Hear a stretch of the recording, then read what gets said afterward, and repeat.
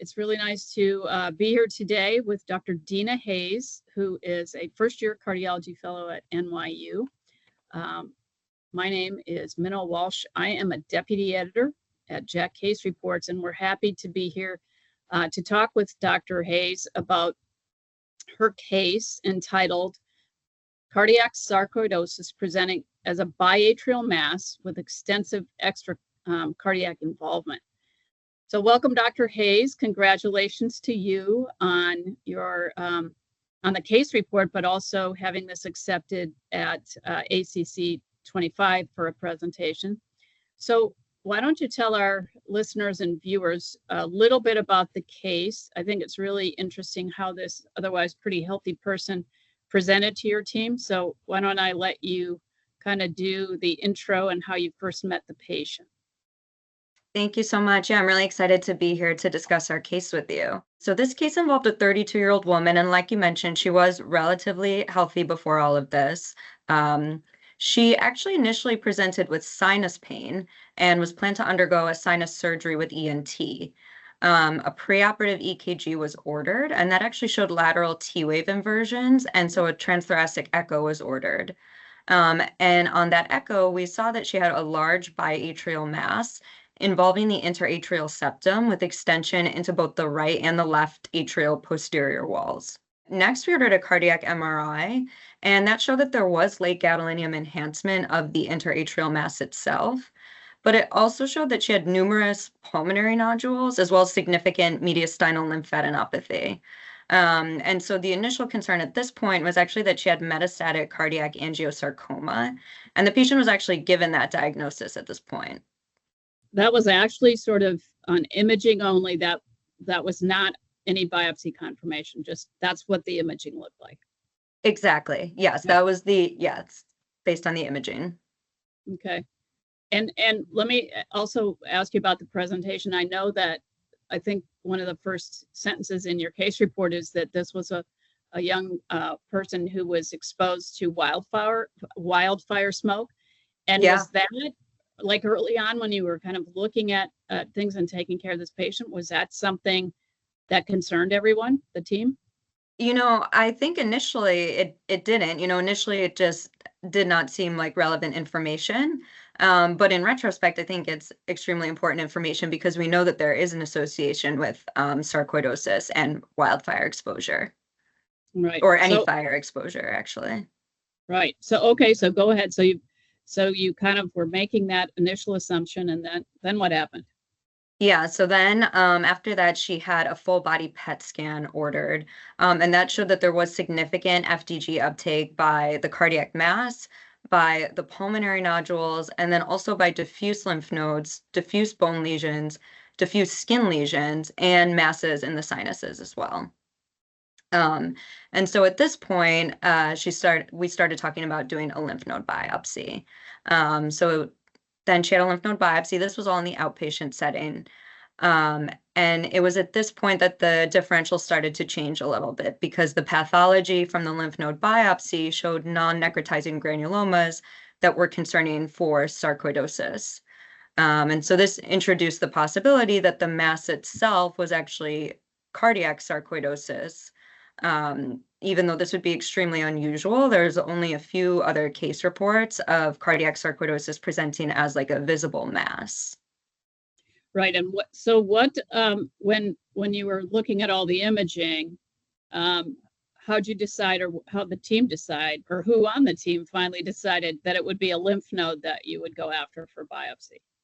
I think at that point, it was mostly oncology that was driving the plan, and I think that was just the easiest first step, from what I understand. Easiest, and I think probably safest. So it's Correct. Often when we see this type of a presentation, this is a very rare presentation, but when we see this, we often, go where it will be the least morbid to the patient. Yeah, exactly. So you got those results back, and then what happened? Yeah, so then, she was planned to see actually one of the heart failure specialists who specializes in cardiac sarcoidosis. And when she presented to that appointment, an EKG was obtained, and it showed that she was actually in complete heart block. and she reported that she had been having associated symptoms as well. And so at this point, she was admitted to the hospital, and there was a plan for her to have a biopsy of the cardiac mass itself for definitive diagnosis at this point.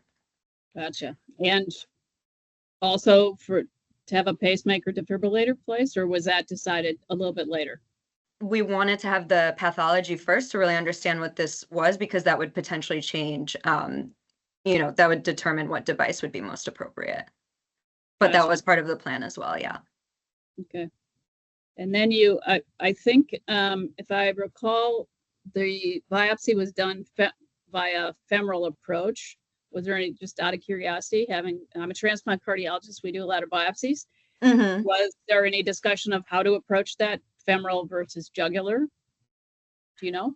I believe the plan was always for femoral, and part of that was because we initially tried to do it with actually intracardiac echocardiography, but it just the angle, it wasn't entirely possible, and so we transitioned to TEE guided, as well as fluoroscopy guided.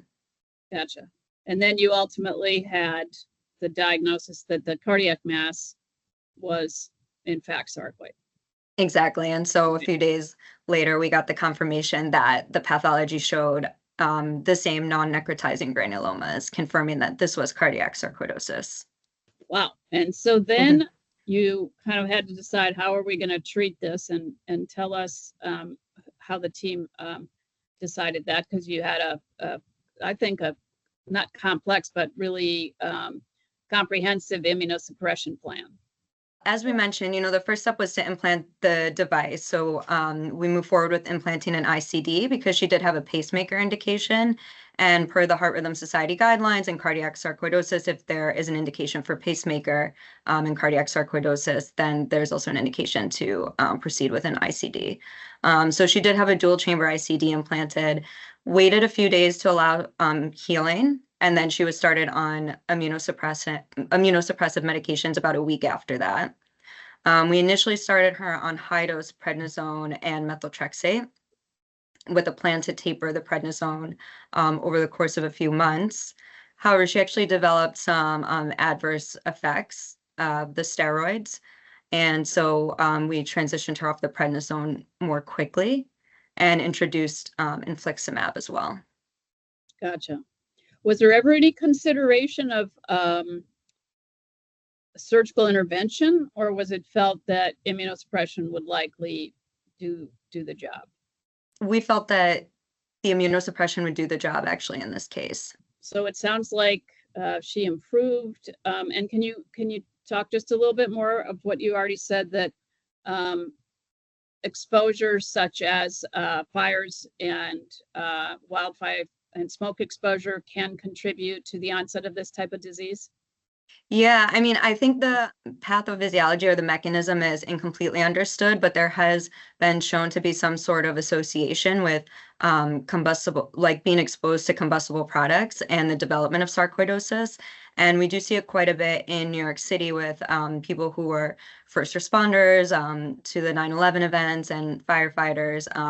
They seem to have like a higher incidence of sarcoidosis. That really covers the case, your manuscript as you wrote it. Anything else to add for our listeners?